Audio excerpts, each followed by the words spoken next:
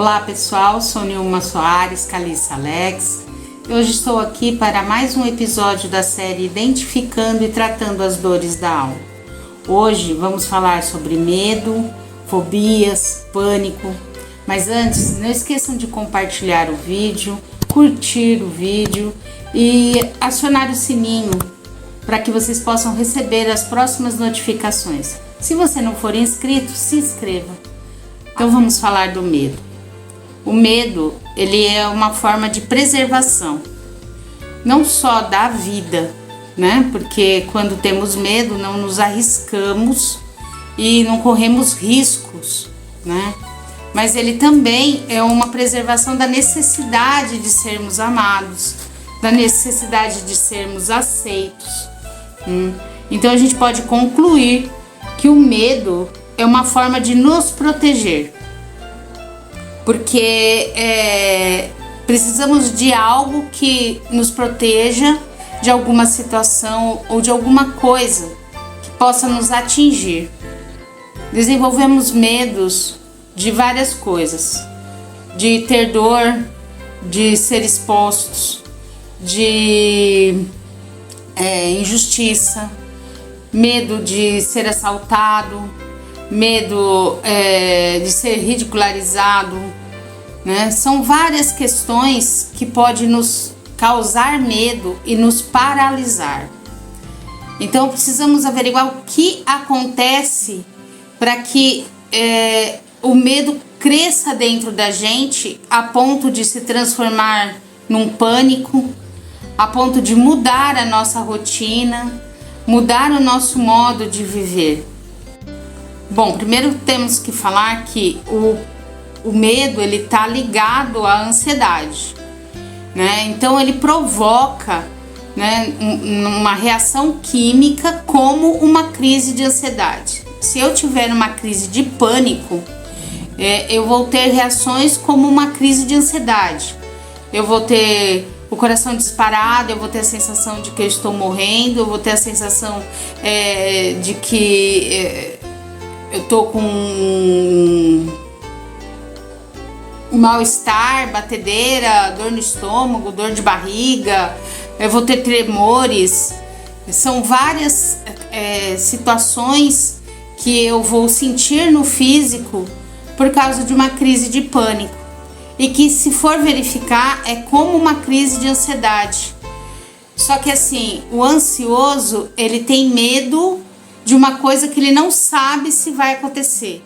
A crise de pânico, você tem medo de algo que você já estabeleceu como um perigo. Então, por exemplo, eu saí de carro e eu tenho na minha cabeça que eu posso ser abordada num farol e ser assaltada. Então, aquele medo específico de ser assaltada cria um estado de pânico a ponto de eu começar a ter reações físicas. A ansiedade não. A crise de ansiedade, ela faz você ficar pensando, pode acontecer isso, eu posso sair de carro, pode o carro quebrar, eu posso ser abordado e ser assaltado, eu posso bater o carro e criar uma situação que não está acontecendo e não está específico e me dá uma crise de ansiedade. Outra coisa que a gente precisa colocar é que geralmente a crise de pânico, ela só vai surgir depois de muito tempo de um medo trabalhado dentro de você. Não vai ser assim, hoje eu tenho medo de sair na rua, como eu falei, e ser abordado e eu vou ter uma crise de pânico. Não. Eu trabalho aquele medo, eu fico fazendo com que aquele medo fique dando looping na minha cabeça por muito tempo. Então toda vez que eu sair, eu vou ficar pensando que aquilo pode acontecer. Todas as vezes que eu sair, eu vou pensar que aquilo pode acontecer. E isso vai gerando um estresse, né, mental, e chega um determinado ponto em que é como se ele desse um start. Então ali ele vai provocar uma crise. Então a crise de pânico não acontece por um medo que foi gerado hoje, tá? para você chegar a uma crise de pânico, você tem que ter esgotado mentalmente uma ideia fixa com aquele medo. Como eu disse, o pânico, ele determina um determinado medo. Só que aquilo tem que ser gerado tantas vezes em você que chega uma hora que é como se desse um estresse mesmo. Chega, e aí você tem uma reação, e essa reação é uma crise de pânico. E as fobias? Bom, as fobias são transtornos de ansiedade que é muito comum no mundo todo e provoca muito sofrimento nas pessoas.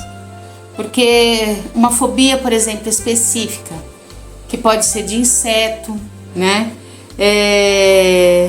De cobra, de cachorro, né? São um transtorno para quem os tem. Então, por exemplo, uma pessoa que tem medo de inseto, né? Ela vai entrar em desespero se ela vê um inseto próximo a ela. E é tão forte isso que ela entra numa crise realmente. Como a crise de pânico, como a crise de ansiedade. Ela pode ter todos aqueles sintomas, tá? Se ela for defrontada com a situação, que ela tem medo, que ela tem fobia. Agora, a fobia é o medo que a pessoa tem de sair de casa ou de um lugar que ela se sente segura. Então ela acha que qualquer lugar que ela for, ela vai correr um perigo. Então ela evita sair, porque ela tem uma fobia de sair, de se sentir insegura daquele lugar que ela está. E temos a fobia social, que é o medo de se expor. Então, por exemplo, uma pessoa que vai fazer faculdade e de repente ela tem que defender uma tese na banca. Ela entra num pânico tão grande de ter que falar para pessoas que vão analisá-la, que ela pode entrar numa crise, como a crise de pânico, como a crise de ansiedade, ter todos os sintomas, porque é fora de controle. A fobia é fora de controle. E nós temos também a esquiva experiencial. O que é esquiva experiencial? É mais ou menos assim. Você vê um concurso que você se propõe a fazer. Aí você vai lá, se inscreve, paga. Quando está chegando perto da data da prova, você começa a ter pensamentos do tipo: não vai fazer, vai estar muito difícil, você não vai conseguir, deixa para a próxima vez. Para que você vai fazer isso agora? Pensa na quantidade de vagas que tem. Você acha que você vai conseguir passar? Você vai perder seu tempo. Ou seja, é uma forma de sabotar para que você não experiencie situações que te deixem desconfortável.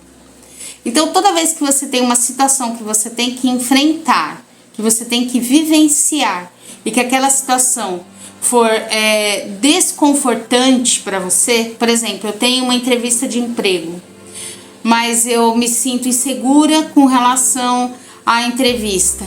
Então, eu vou começar a colocar obstáculos para que eu desista de ir e não enfrente a entrevista. Isso é a esquiva experiencial.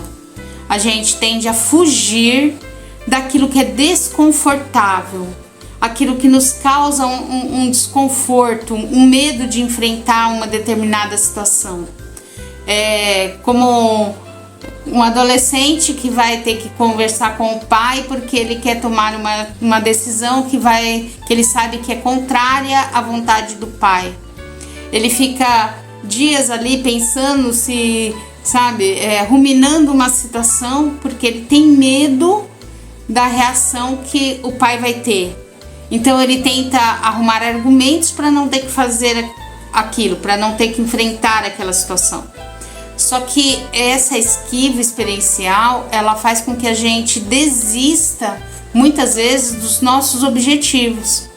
Porque, de repente, aquele concurso era um concurso que ia me dar uma estabilidade financeira, né? E eu nem arrisquei. Eu poderia ter feito, ter passado, né? Conquistar uma estabilidade que eu estava desejando, mas eu preferi ficar com o medo. deixei que o medo trabalhasse em mim, né? De uma forma sutil, mas era o medo.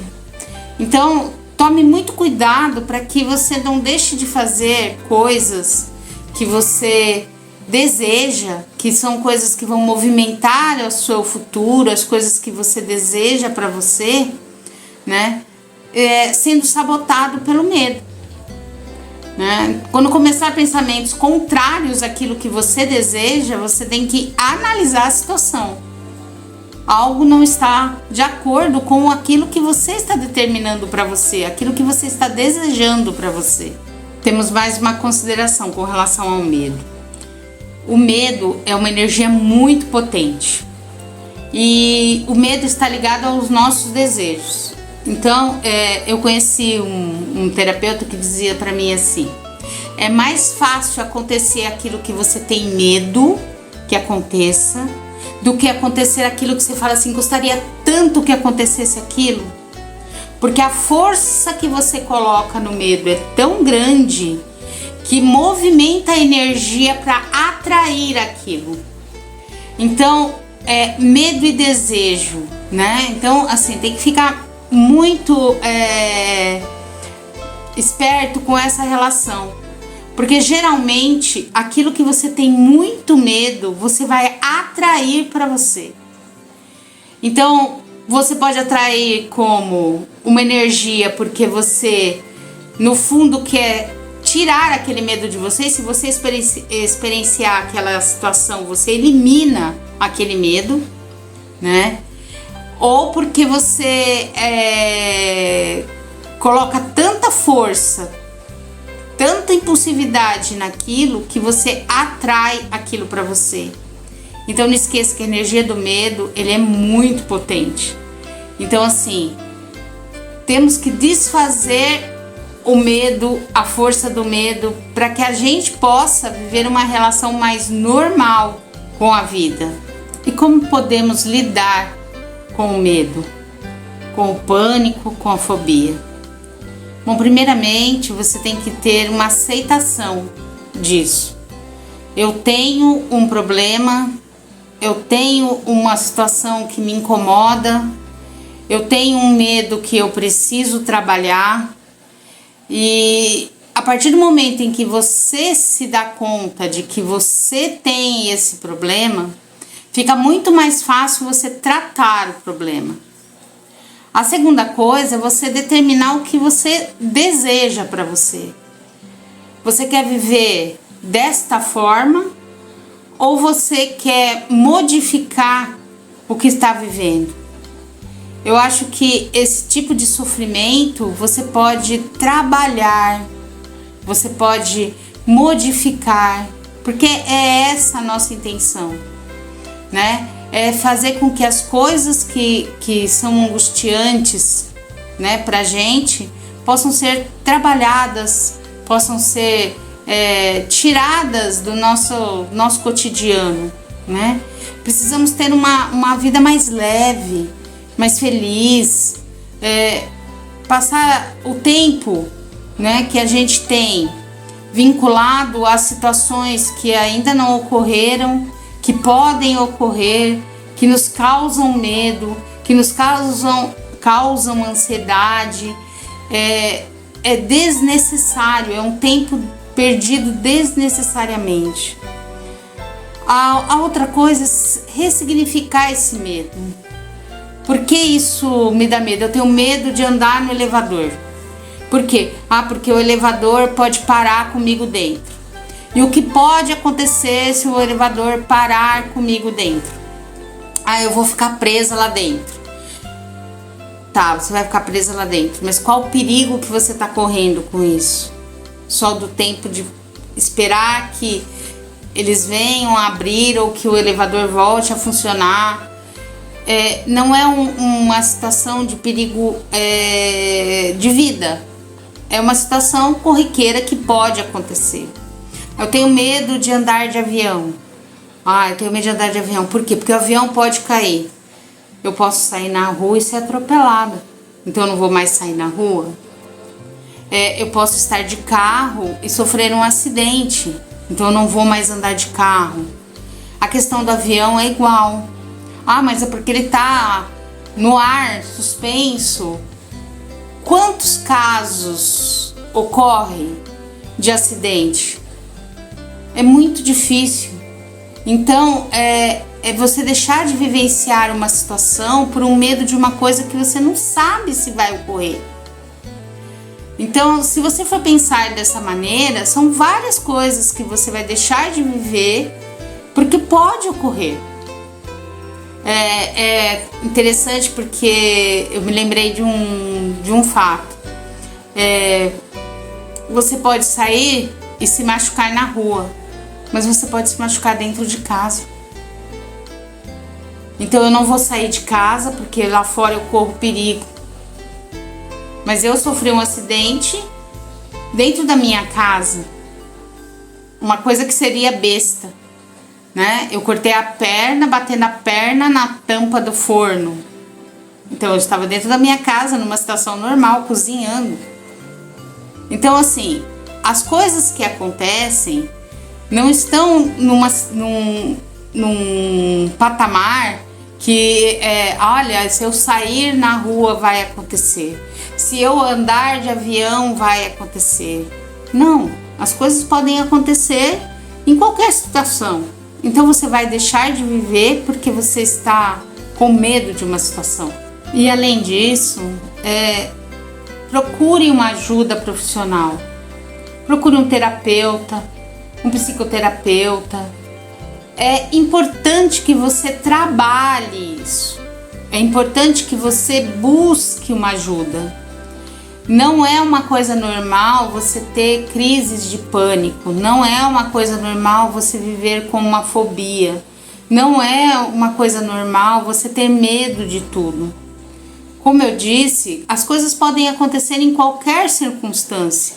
Só que se a gente for pensar sempre no negativo, no que pode ocorrer, você não vive. Você vai deixar de viver. Porque você vai ficar pensando o tempo todo naquilo que você tem medo e não no prazer de viver. Então eu não vou viajar porque eu tenho medo que aconteça alguma coisa, então eu não vou sair porque pode acontecer alguma coisa, então eu não vou numa festa porque pode acontecer alguma coisa, eu não vou mais dirigir porque pode acontecer alguma coisa. Ou você vive a vida aproveitando todas as coisas que você pode e lida com as coisas que acontecem no momento em que elas acontecerem, se acontecerem, ou você vive em função do medo. Você vai acordar e vai dormir pensando o dia inteiro em todas as coisas que podem acontecer que você tem medo que aconteça. E faça meditação, faça relaxamento. Isso faz com que tranquilize a sua mente e traga para o seu corpo uma tranquilidade, porque como eu disse, o medo fora de controle, ele vai descarregar no organismo hormônios que vão deixar você mais excitado, mais ansioso, mais nervoso. E quando você medita, você acalma o corpo, você acalma a mente, que faz com que relaxe o corpo. Então, meditação é uma coisa muito essencial. Se todo mundo pudesse fazer isso 10 minutos por dia, já sentiria uma diferença muito grande no seu dia a dia. Bom, eu espero que vocês tenham gostado. Qualquer dúvida, coloquem aí no comentário que eu responderei. Não esqueçam de enviar esse vídeo, né, para alguém que possa estar precisando. Se você não é assinante, assine o canal, aperte o sininho para que você possa receber as próximas notificações e até mais.